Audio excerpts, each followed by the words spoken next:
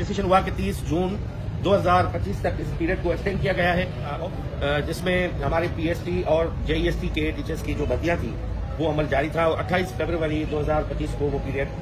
Complete होना था।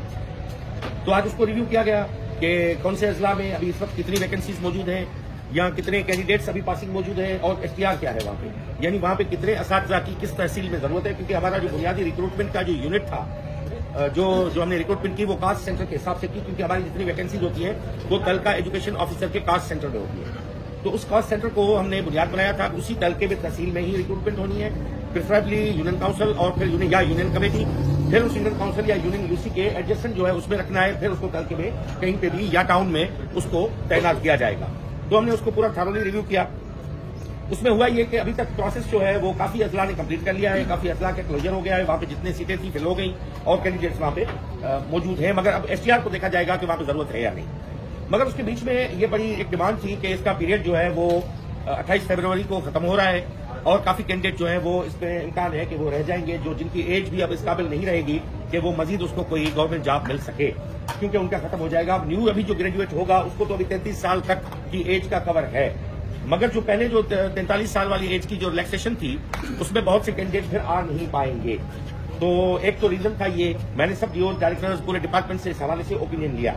कि मैं अकेले सिर्फ डिसीजन कर लेता तो वो मैं समझता हूं कि एक बंदे का फैसला होता, मगर वो डिपार्टमेंटल डिसीजन नहीं होता। सेकेंडली कि ये जो केयरटेकर वाला पीरियड था, इस पूरे पीरियड में इलेक्शंस की वजह से और केयरटेकर का पीरियड लंबा होने की वजह से जो रिक्रूटमेंट का अमल था वो रुक गया था, और कोर्ट की स्टे की वजह से, जो हार्ड एरिया और तहसील की वजह से ये कोर्ट में लिटिगेशन में था और 9 महीने कोर्ट में पेंडिंग रहा। तो ये अब उन कैंडिडेट्स का राइट बनता है कि जो उनका पीरियड मिस हुआ है उनको दिया जाए। फिर ये हुआ कि डिसीजन कि इनका वेटिंग पीरियड जो है वो बढ़ा के हम 30 जून तक इस वेटिंग पीरियड को बढ़ाएं कि अभी जो भी जितने भी कैंडिडेट हैं मजीद रहते हैं उनको जो पास हैं मेरिट पे भी पूरे उतरते हैं उनको ऑर्डर मिल जाए और उनकी एज जो है वो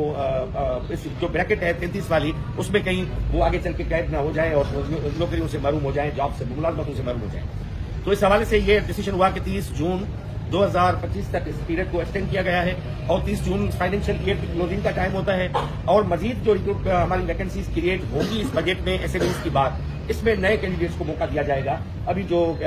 33 वाली जो क्राइटेरिया है उस पर उनको मौका दिया जाएगा कि वो अपने जॉब्स के लिए अप्लाई कर सकें। इसके सिवा मजीद और भी हमारी पोस्टें जो रिक्रूटमेंट के लिए जाएंगी आईबीए में, उसमें कुछ आईबीए है, कुछ हमारा यूनिवर्सिटी जो है इंजीनियरिंग की पोस्टें वो ले रहा है, उनको भेज दी गई हैं। कुछ पोस्टें हमारी जो है अभी मजीद जानी है, जिसमें म्यूजिक टीचर है, आर्ट टीचर है, जो कोर्ट की वजह से, कोर्ट के फैसले की वजह से वो मुतासिर हुए, वो हमने भेज दी है आईबीए को। जूनियर साइंस टीचर्स की पोस्टें हमने भेज दी हैं। ईसीटीज जो है, जो अर्ली चाइल्ड टीचर्स, जो चाइल्ड टीचर्स हैं वो भी हमने भेज दी हैं। अभी मजीद जो है वो भी हम भेजेंगे और अदर कैडर्स की पोस्टों का एचआर में रिव्यू हो रहा है, वो भी हम भेज देंगे, मगर वो उनकी रिक्रूटमेंट होगी नई जो एज ग्रुप की जो पॉलिसी है उसके मुताबिक। तो ये मैं एक बात ये थी। दूसरा ये था कि इस पूरे अमल में मुझे शिकायतें मौसूल हो रही थी कि डीओ ऑफिस में और डायरेक्टर्स के ऑफिस में उनको तंग किया जा रहा है कैंडिडेट्स को, कहीं प्रमोशन के हवाले से, कहीं उनको नए जो भर्तियां हो रही हैं उसके हवाले से उनको मुख्तलिफ तरीकों से उनको तंग किया जा रहा है, उनसे कोई इलीगल डिमांड्स की जा रही है। तो इस हवाले से भी उनको तभी की गई और जो डीओज इसमें इंक्वायरी हम कर रहे हैं, जो मुलविस पाए गए उन सबको हटा देंगे। तो एक डीओ वहां पे नहीं रहेगा, इस पर एक्शन होगा। जो डीओज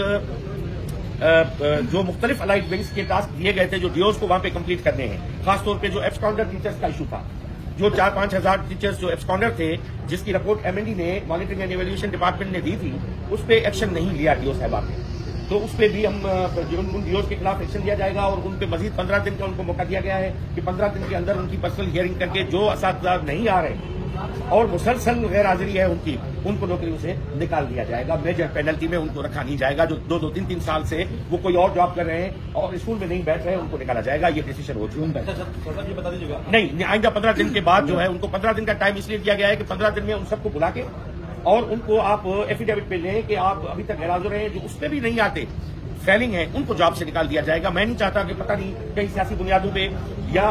जो अफसरान की अपनी जाती दुश्मनी या अनाज की बुनियाद पे किसी को इंतकाम का निशाना बनाया जा रहा हो, तो उसको रोकने के लिए ये अमल किया है कि एक मजीद चांस उनको दिया जा रहा है कि उनको अभी इस मेरी प्रेस जो आपके मीडिया टॉक हो रही है उसके थ्रू ये मैसेज भी जाएगा कि आप अपनी जो भी जॉब कंटिन्यू करना चाहते हैं तो 15 दिन के अंदर अपनी हाजिरी यकीनी बनाएं और उस जो डिस्ट्रिक्ट लेवल पे जो कमेटी है उसके सामने अपीयर हो और एफिडेविट अपना जमा करें।